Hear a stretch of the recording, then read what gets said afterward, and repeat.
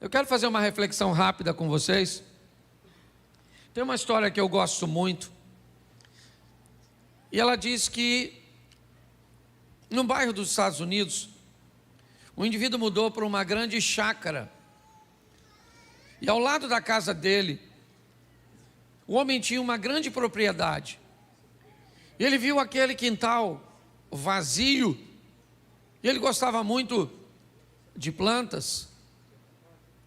E ele notou que algumas semanas depois, o homem ou seu vizinho dessa grande propriedade, ele cavou algumas covas e começou a colocar algumas mudas.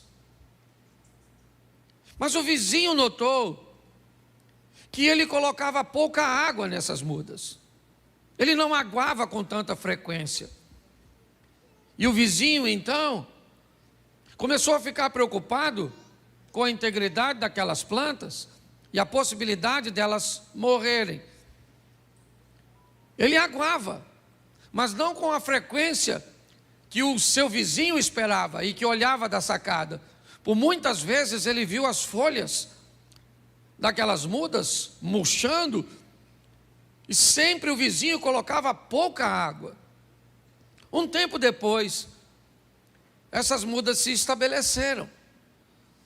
Não era aquilo que o vizinho esperava olhando para a casa de seu próximo, mas algo muito mais esquisito começou a aparecer.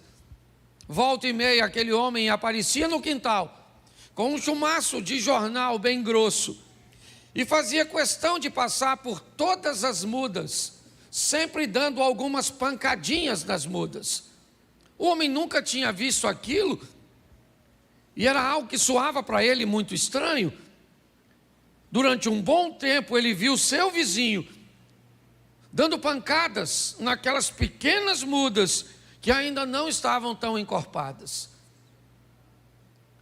Um ano depois, a empresa deste homem o transferiu para uma cidade bem ao norte dos Estados Unidos.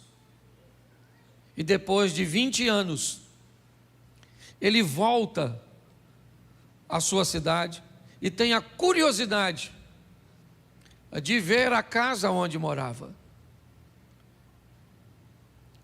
Aquela semana um furacão havia passado por lá e alguns estragos tinham acontecido. E ao entrar na rua de sua antiga casa, ele reparou que a maioria das árvores estavam tombadas, estavam caídas. Mas quando ele, da calçada, olhou para sua antiga casa, ele viu ao fundo a casa de seu vizinho. Árvores sadias, grandes e fortes estavam lá, e o vento do furacão sequer havia derrubado uma. Ele então foi ao vizinho para cumprimentá-lo, e durante esse cumprimento ele falou com o vizinho e lembrou de quão estranho era o comportamento dele no que diz respeito àquelas árvores. E finalmente ele perguntou por que ele aguava tão pouco. E o vizinho disse para ele: porque eu tinha o intuito de que as minhas árvores não tivessem água com facilidade, para que elas pudessem aprofundar suas raízes e tirarem a água do mais fundo possível. Mas eu também estranhei porque você batia nelas. E ele disse: porque eu sabia que a nossa região, volta e meia, é visitada por furacões. E desde cedo, eu ensinei as minhas árvores a lidar com as intempéries, com as dificuldades.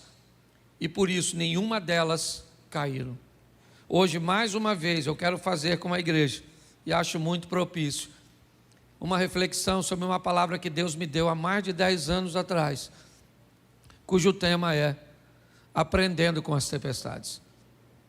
Todas as vezes que as tempestades se levantam, elas não têm a autorização e nem o poder suficiente para destruir a nossa vida.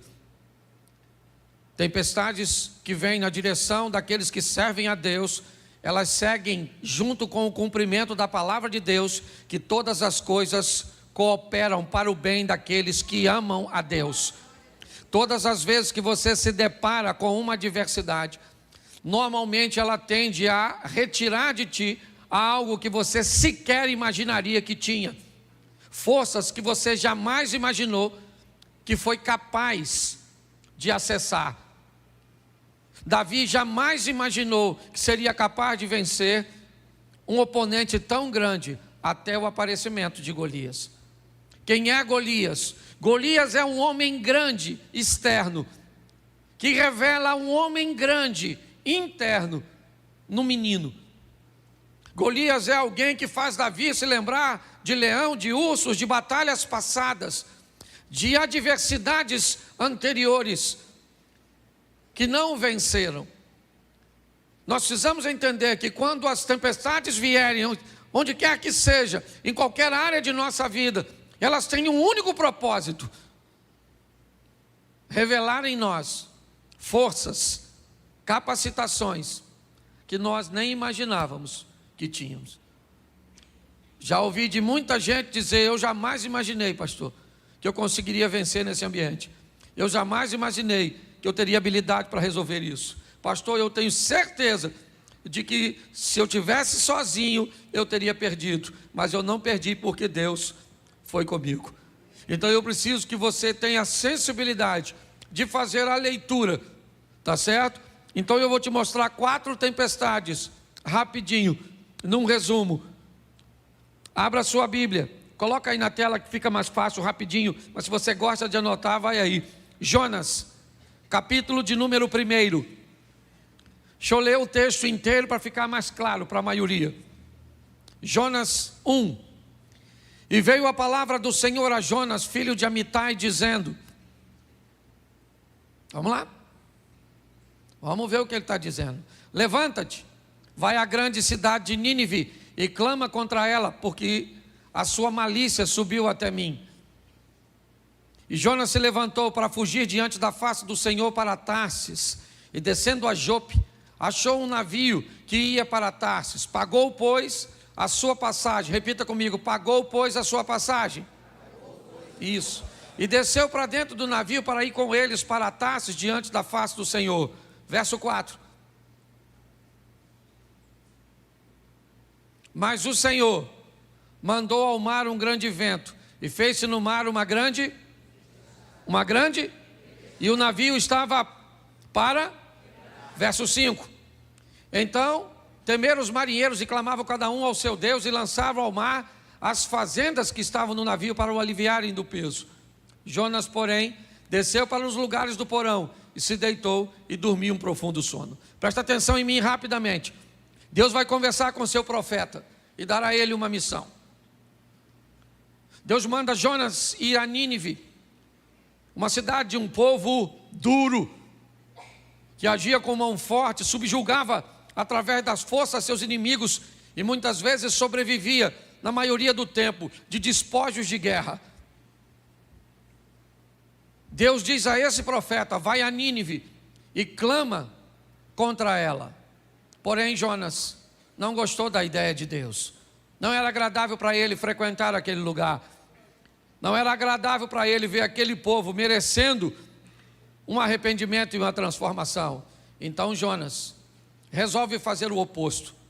Ao invés de ir um pouco mais ao oriente para Nínive, ele prefere descer a Jope, certo?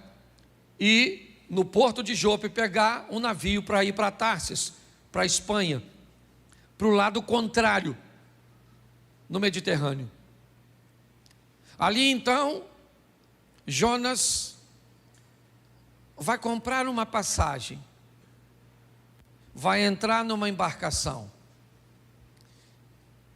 para desobedecer a Deus. O texto diz que enquanto ele está naquele navio, uma tempestade se levanta. E o que essa tempestade veio fazer? Essa tempestade tem uma missão. Ela quer conversar com alguém. E com quem? Com quem será que essa tempestade quer conversar? Com o mestre do navio, o capitão do navio. A tempestade quer saber por que ele vendeu um ingresso do seu navio para um desobediente. A tempestade quer saber por que é que ele deixou aquele cara entrar na sua vida, no seu ministério, na sua família, nos seus negócios. Porque tem tempestade que vem na minha e na sua direção com uma única função: denúncia. Dizer para mim e para você que esse tipo de gente, esse tipo de comportamento, esse tipo de negócios, esse tipo de alianças não podem fazer parte de nossa história.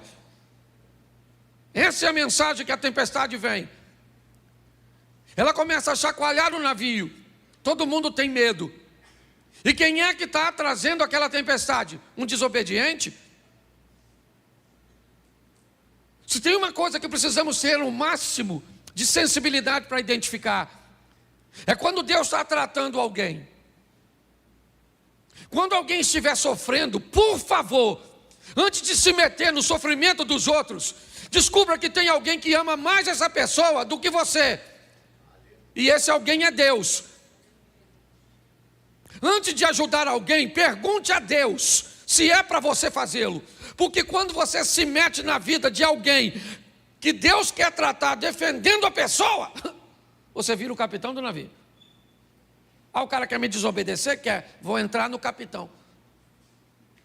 Deus falou, vou afundar.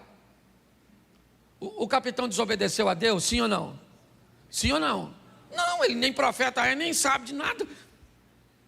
Mas vendeu o ingresso do barquinho dele para o Jonas entrar. Eu não sei se você reparou, mas preste atenção nesse texto. Temeram os marinheiros e clamava cada um ao seu, e fazia o quê? O que eles faziam? Lê para mim. Jogavam fora as coisas de valor. Eles estão perdendo as coisas de valor, jogando fora do navio, quando fora do navio deveria estar o Jonas. Preste atenção, está assim de gente, perdendo o que não precisa perder, porque não tem coragem de jogar fora aquilo que precisa jogar. Nós precisamos ter a sensibilidade. A tempestade veio. O que ela está querendo? Afundar meu navio? O que é? Será que ela tem o cunho de denúncia? Então o que é? É meu comportamento? Tá bom. O que é? O que está acontecendo para que eu enfrente tudo isso? Eles começam a jogar fora e perdem o que não precisa perder. A tempestade para quando eles jogam a carga fora? Não. Então, o capitão do navio começa a vasculhar seu navio. Porque nem sempre o que vai te levar para o fundo é fácil de enxergar. Está diante dos seus olhos. Às vezes o que vai te levar para o fundo é aquilo que você nem percebe, que está escondido. Tem gente com um comportamento tóxico e nocivo e sequer é capaz de identificar porque tem aquilo. Às vezes precisa de um profissional da área psicológica. Eu vou falar para vocês, isso aqui que eu tenho, é herança de uma depressão que eu tive. Foi muito forte. Eu fui para o sítio, eu não queria mais vir para a igreja, eu não queria tomar banho, eu não queria comer, eu não queria fazer nada. Estava cansado, sei lá. Troço doido. Se você já teve depressão, você sabe o que eu estou falando. Só que eu não sabia por que motivo. Aí minha esposa ligou para uma amiga, doutora Ilma. Doutora Ilma foi lá no sítio, ela e seu esposo, veio lá de Vitória, foi lá. Sentou e falou comigo, Cláudio, converse comigo tudo. Fala da sua vida. Eu falei, o que é que minha vida tem a ver com essa depressão? Está querendo é fofoca. E eu comecei a narrar minha vida para ela.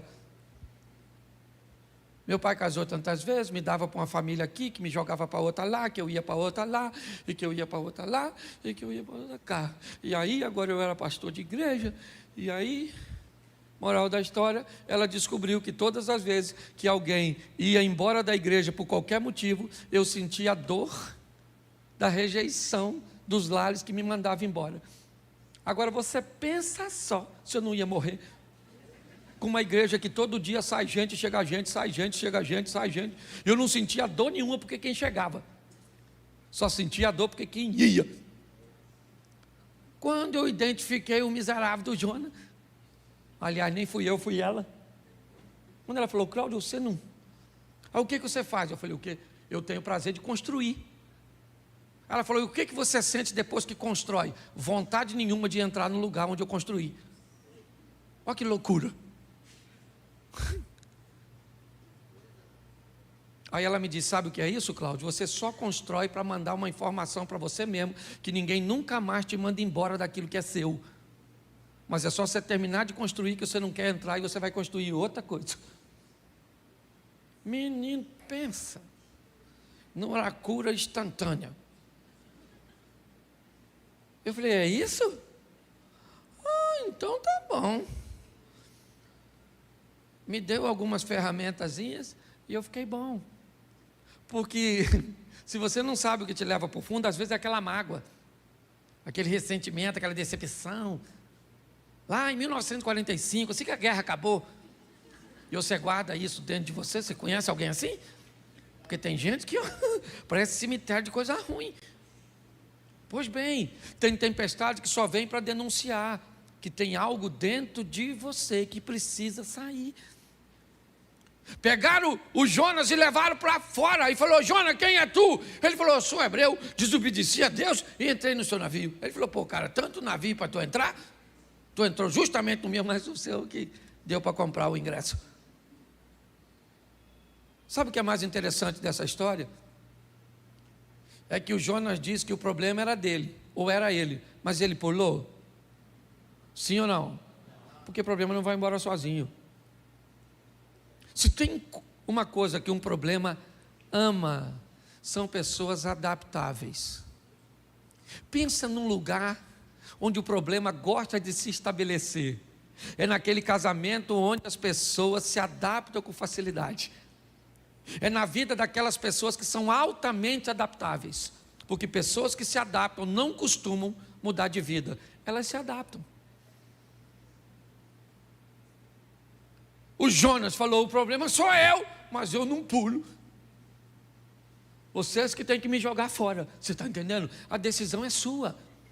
A tempestade aparece, diz onde o Jonas está. Você sabe que é o Jonas, mas a hora de jogar ele fora dá uma dó.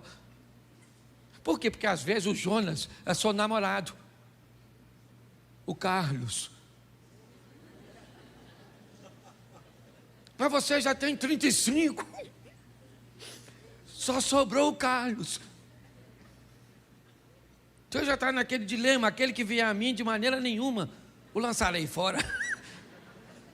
Pastor, se não for o Carlos, quem vai ser? Está assim de gente, que quando chega a hora que necessita tirar algo ou alguém da sua vida, fica com dó, com pena, de tirar aquele funcionário, de remover aquele amigo, de mexer no distanciamento daquele parente. Às vezes quem vai levar para o fundo, você para o fundo, é sua mãe.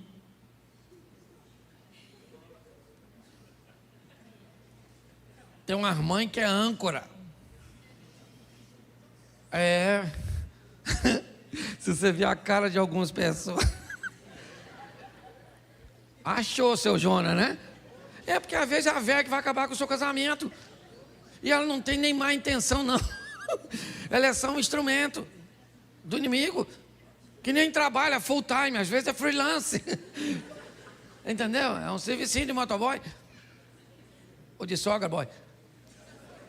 Você consegue entender? Mas tem tempestade que é só para denunciar. Posso ouvir um amém? Amém. Isso, não vou me deter muito nessa não. Marcos 4:7, te mostrar um ambiente bem tempestivo, ou bem perto. Certo? Coloca para a gente. Eu falei Marcos 4:37, perdão. Eu falei 7. Isso. Levantou-se um grande temporal de vento, subiu as ondas por cima do barco, de maneira que já se enchia. Vamos lá? E ele estava na popa do barco, dormindo sobre uma almofada, despertaram, dizendo: mestre, não se importa que pereçamos? E ele, despertando, repreendeu o vento, disse ao mar: cala-te, aquieta-te. E o vento se aquietou e houve grande bonança. E disse: por que sois tão tímidos? Ainda não tendes fé? E sentiram um grande temor e diziam uns aos outros: mas quem é este que até o vento e o mar lhe obedecem? Olha para mim aqui que eu quero falar com você. Outra tempestade. Ao contrário da primeira, essa não vem denunciar nada. Porque nem todas as tempestades trazem consigo a mesma missão. O que essa tempestade quer? Vamos lá. Jesus diz aos seus discípulos: vamos para o outro lado. Vamos para o outro? Isso. Assim que Jesus diz isso, ele entra no barco e vai dormir. Mas antes de dormir, ele disse o quê? Passemos para o outro. E ele foi. Mas ele disse o quê? Enquanto você não falar, eu não paro. Ele disse o quê? E ele foi? E o que ele fez nessa ocasião? O papel dele. Qual era a missão dele? Dizer: vocês vão para o outro e eu vou. Mas enquanto isso vocês vão. Mas se vier tempestade, problema, desafio, obstáculo, eu já falei que vocês vão para o outro lado. E se eu falei que vocês vão para o outro lado, vocês vão e pronto. Não tem tempestade, não tem problema, não tem crise, não tem nada. Porque eu falei. Então tem tempestade que ela só vem para mostrar para você que Deus está no controle de tudo. Não é denúncia, não tem nada de errado. Porque tem gente também que não pode ver uma tempestade que já acha que é pecado. Ah, está num vento. Oh meu Deus, o que eu estou fazendo de errado? Oh, estou no pecado. Você vai conversar com os irmãos que dizem: o que é? Abre esse coração seu. Alguma coisa você fez. Fala, pecador. Você fala: não fiz nada, fez. Que é isso, exorcista? Às vezes não é denúncia. É só para mostrar o poder de quem está no mesmo barco que você. Ele falou: passemos. Quando ele disse passemos, ele dizia: eu vou junto com, e vou, mas vou dormindo. Porque eu já fiz o que eu tinha aqui, que foi autorizar você a atravessar. Foi dormir, e quem é que vem? A tempestade. Porque se tem uma coisa que para crente é com fartura, é tempestade. Não tem miséria, todo dia entra uma. Antes de uma ir embora, você já está vendo outra. É ou não é? E Jesus está dormindo, e lá vem o vento, e chacoalha. Eu imagino eles olhando para Jesus: aí, vai morrer dormindo. Essa porcaria vai afundar, hein? Pensa, o Tomé falando: acho que vai afundar isso, hein? E o Pedro pensando: se afundar eu vou nadando, quero ver Mateus, que é cobrador de imposto. Não sei nem se ele sabe nadar. Aquela tribulação lá dentro. E vão afundar, não vão morrer, não vão perecer, até que alguém vai lá em Jesus e acorda. Eu não sei nem se ele estava dormindo. Falei: ô Jesus, todo molhado, ó. Jesus, eu imagino ele levantando, pensa: e que foi, gente? Chegou? Chegou a tempestade. Ele está querendo afundar a gente. O senhor não está vendo que nós vamos morrer? Jesus deve ter falado: eu falei, passemos. Ele olha para o vento e diz: ô vento, cala essa boca. Ô mar, fica quietinho, não quero nem marola. Agora é piscina. O vento parou de soprar, o mar ficou calmo. E os discípulos falaram: gente, quem é esse? Como que é esse? Esse é Jesus que você está andando um tempão do lado dele. E às vezes você precisa de uma tempestade para saber quem ele é, porque sem ela você não conhece. Tem tempestade que ela só vem para mostrar para você o poder do Deus que você. A hora que você reconhece, o problema se desfaz. Sim ou não? E vamos para outra tempestade, para não demorar muito nessa, senão fica numa tempestade só. Mateus 14, 24. Esse é um ambiente também um pouco complicado.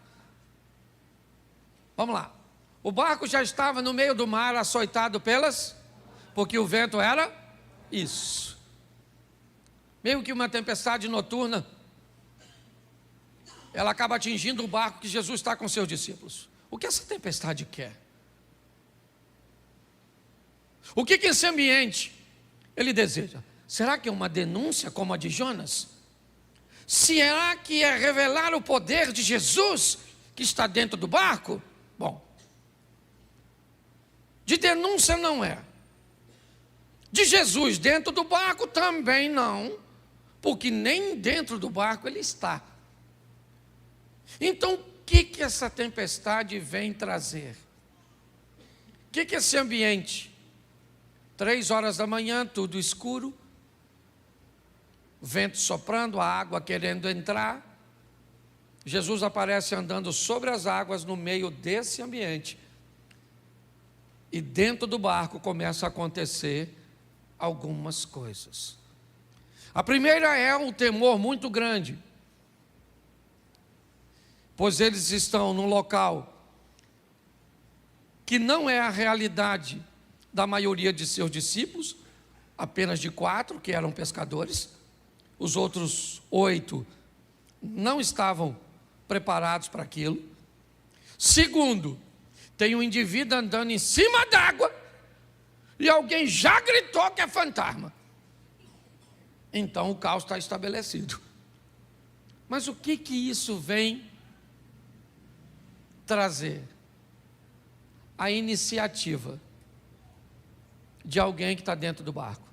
Tem tempestade que acontece num grupo, mas que só vai dar a lição para uma pessoa só. Tem tempestade que vem numa família com um propósito de criar um novo estilo de vida para apenas uma pessoa. No meio daqueles 12 discípulos, se levanta Pedro e diz: eu gostaria de ir andando até onde o Senhor está. Tem alguma coisa de errado. Mas presta atenção, porque a palavra de oferta vai fazer muito significado para você agora. Qual era o local mais seguro nessa ocasião? Qual era? O barco. Se você estivesse lá, onde você ficaria? Essa é a questão. Nós queremos viver o incrível, o sensacional, o extraordinário, provar, vencer, romper. Onde? Dentro do barco. A vida está esperando você fazer para ela e por ela o que você nunca fez, para que ela possa te devolver o que nunca te deu. Quando Pedro diz, eu quero ir aí fora, Jesus era para dizer, não. Não tem nada aqui, Pedro. O que você quer vir fazer aqui onde eu estou? Se eu estou indo para aí. Mas Jesus disse para Pedro, vem. Vem, Pedro.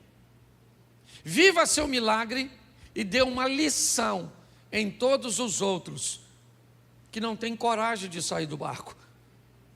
Tem tempestade que só vem para mostrar para você que você é capaz de viver e mostrar para quem está perto de você que se tivesse coragem de agir, viveria a mesma coisa. Por isso que a Bíblia diz que nós somos sal e luz, porque o nosso estilo de vida precisa inspirar outras pessoas. Tem tempestade que só vem para isso. Qual é a finalidade dessa tempestade? Criar em Pedro um posicionamento, uma postura. Pedro sai do barco, vai andar com Jesus sobre as águas. E quando ele volta para o barco, quem está dentro do barco diz o quê? Vamos lá. Bota o 25. Vamos embora? 26. Vamos lá. 27. Vamos embora? É porque eu não sei qual é, vamos embora. Isso aí, vamos embora, a gente vai chegar lá. Vai embora. Já está no último? Tem o 32? 33?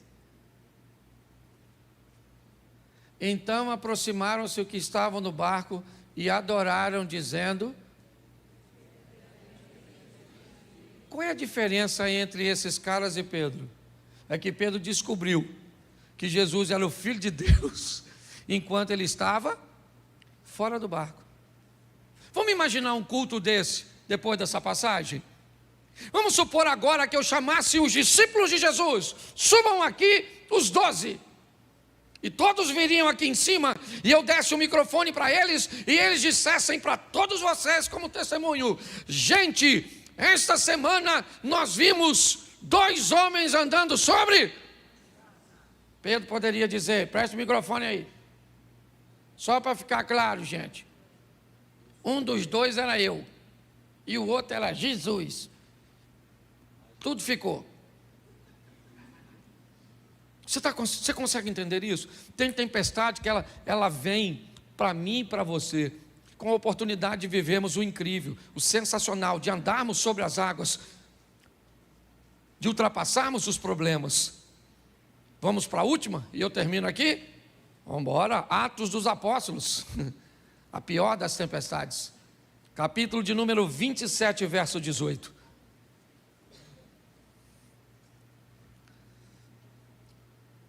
Andando nós agitados por uma veemente tempestade, no dia seguinte, aliviaram o navio, note, jogaram a carga fora. Ao 3º dia, nós mesmos, com as próprias mãos, lançamos ao mar a amarração do navio. Presta atenção, eles começam a tirar toda a resistência ao vento, ok? E não aparecendo, havia já muitos dias, nem sol nem estrelas, e caindo sobre nós uma não pequena tempestade, fugiu-nos toda a esperança de nos salvarmos.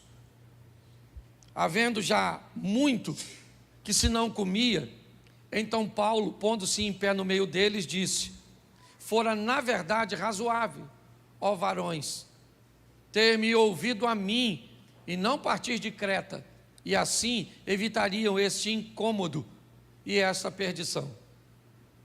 Mas agora vos admoesto que tenhais bom ânimo, porque não se perderá uma vida de nenhum de nós, mas somente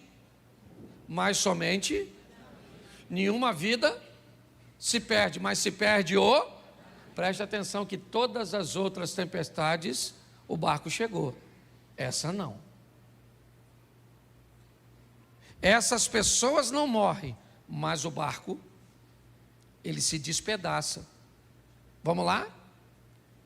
Porque esta mesma noite, o anjo de Deus, de quem sou e a quem sirvo, esteve comigo, dizendo: Paulo, não temas, importa que sejas apresentado a César, e eis que Deus te deu todos quantos navegam contigo. Portanto, ó varões, tende bom ânimo, porque creio em Deus, que há de acontecer assim como a mim me foi dito. É, contudo, necessário irmos dar numa ilha. Vamos lá, pode colocar. Isso. E quando chegou a 14ª noite, sendo impedidos ou impelidos de uma e outra banda do mar Adriático, lá pela meia-noite, suspeitaram os marinheiros que estavam próximos a alguma terra, e lançando o prumo, acharam 20 braças. Passando um pouco mais adiante, tornando a lançar o prumo, acharam 15 braças. Estão fazendo a leitura que está ficando mais raso, está chegando próximo à margem, certo? E temendo ir dar em alguns rochedos, lançaram da popa 4 âncoras, desejando que viesse o dia. Procurando, porém, os marinheiros fugir do navio, e tendo já deitado o batel ao mar, como que querendo, lançar as âncoras pela proa, disse Paulo ao centurião e aos soldados: se estes não ficarem no navio, não poderei salvá-los. Então os soldados cortaram os cabos e o batel e o deixaram cair. Enquanto o dia vinha, Paulo exortava a todos que comessem alguma coisa, dizendo: é já hoje o 14º, preste atenção, 14 dias de tempestade, certo? Que esperais e permaneceis sem comer, não havendo provado nada. Vamos embora. Portanto, exorto-vos que comais alguma coisa, pois é para a vossa saúde, porque nenhum cabelo cairá da cabeça de qualquer de vós. E havendo dito isso, tomando o pão, deu graças a Deus na presença de todos, e partindo começou a comer. E, tendo já todos bom ânimo, puseram-se também a comer. A tempestade vai rolando. Pode ir embora, meu irmão. Eu vou terminar com a leitura. Bota o 38. Isso. Refeitos com a comida, aliviaram o navio, lançando o trigo ao mar. E sendo já dia, não reconheceram a terra, certo?